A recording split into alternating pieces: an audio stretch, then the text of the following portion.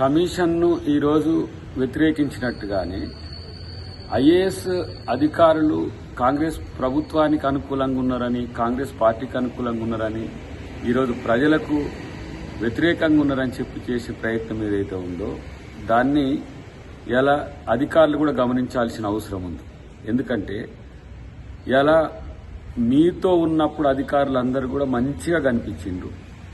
ఈరోజు కాంగ్రెస్ పార్టీ అధికారంలోకి వచ్చే వరకు అధికారులు మీకు ఒక ప్రజా వ్యతిరేకులుగా కనిపిస్తున్నారు. ఏ అంశంలో ప్రభుత్వం తీసుకుంటున్న నిర్ణయాల్లో వాళ్ళు ఎక్కడ కూడా నిజాయితీగా పనిచేసి కష్టపడి పనిచేసే ప్రయత్నం చేస్తున్నారు. గతంలో వాళ్ళ యొక్క అస్తిత్వాన్ని, ఆత్మగౌరవాన్ని దెబ్బతలిగే విధంగా ప్రయత్నం చేసిన ఎంతో మంది అధికారుల కాళ్ళు మొక్కించుకున్నప్పటికి కూడా వాళ్ళు కామ్గా పనిచేసేది తప్పితే మరొకటి కాదు. ఈరోజు కాంగ్రెస్ పార్టీ ప్రజల కోసం తీసుకుంటున్న ప్రజా పథకాలను అమలు కోసం వాళ్ళు చేస్తున్న కృషిని గుర్తించకుండా వాళ్ళ మీద ఇష్టానుసారంగా అటు కేంద్రంలోనూ ఇతరాతర వ్యవస్థల్లోనూ వాళ్ళని అవాసుపాలు చేయడం అనేది ఇది బీఆర్ఎస్ పార్టీకి మంచిది కాదు.